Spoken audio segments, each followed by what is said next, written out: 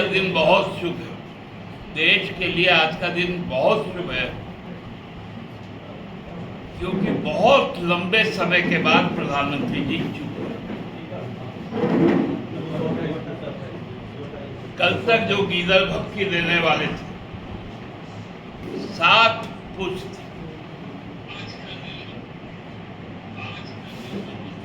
7 पुष्ट का पाप निकाल दिया।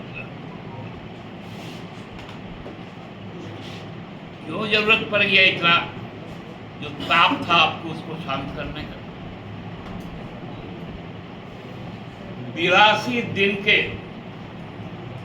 सबसे लंबे चुनाव दौर में देश ने इतना लंबा चुनाव, लगभग 3 महीने का, आज तक नहीं देखा था। लेकिन केवल और केवल इस देश को घृणा में बांटने के लिए, भय और संत्रास को कायम रखने के लिए, आम जनों के मूल मुद्दों को खत्म कर देने के लिए चुनाव आयोग ने जो कुत्सित प्रयास किया, 6 चरणों के बाद कल अंतिम चरण में भारत की प्रबुद्ध मतदाता मंडली उस पर अपना मुहर लगाएगी।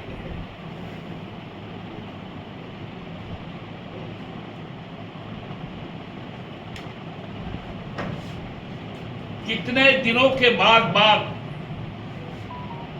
बड़े मतदान को छुपाना,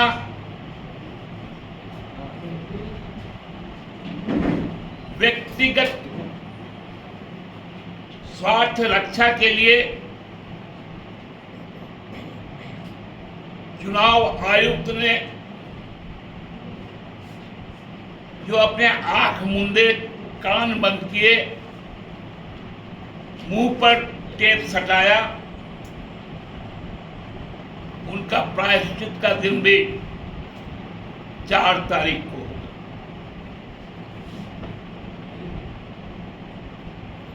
उनको fair and free and fair election का जो संविधान ने दायित्व सौंपा था, उस दिन अपना दायित्व को पूरा कर उनके आज तक के किए गए पापों से वो मुक्ति पा सकते। जिन भाषा का अभी तक उपयोग किया गया, खासकर भारतीय जनता पार्टी के स्टार प्रचारक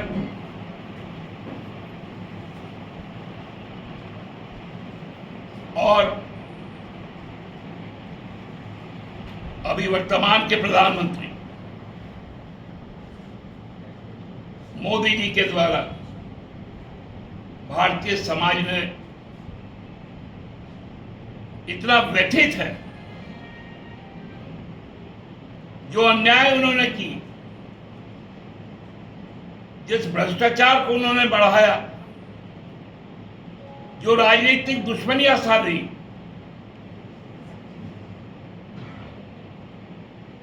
कमर के नीचे आघात किया, उसका माकूल जवाब अब जनता देगी। और जब जनता चुनाव लड़ती है तो जनता जानती है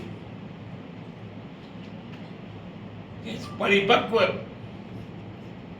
लोकतंत्र में उसका फर्ज क्या है।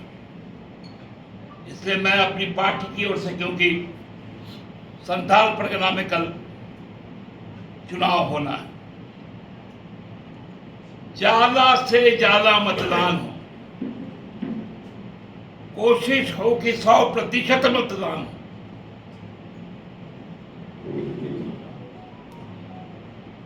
जितनी भी भीषण गर्मी हो, लोगों को एक दिन के लिए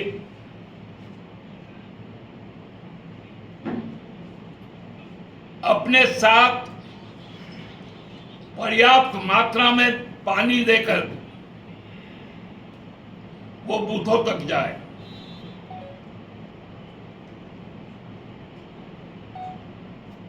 और अपना मतदान जरूर करें, क्योंकि यह चुनाव झारखंड के मूलवासी, आदिवासी, दलित, अल्पसंख्यक, किसान, मजदूर, महिला, युवाओं के अस्मिता का सवाल,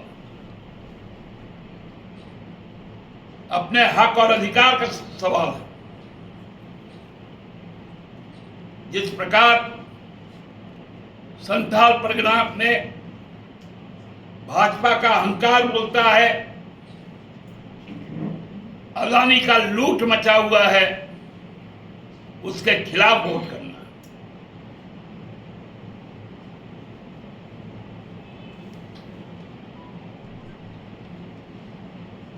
किस प्रकार से समाज को बांटा जा सकता है, ये संथाल परगना में दिखा।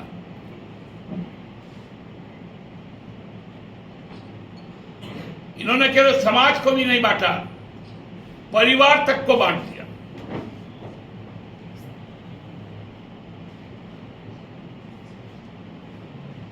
और इस बार बाबा बैद्यनाथ,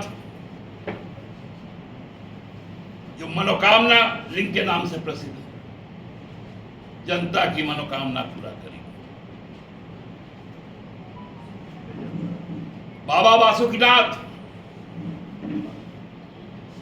जो फौजदार है, वो न्याय करेंगे।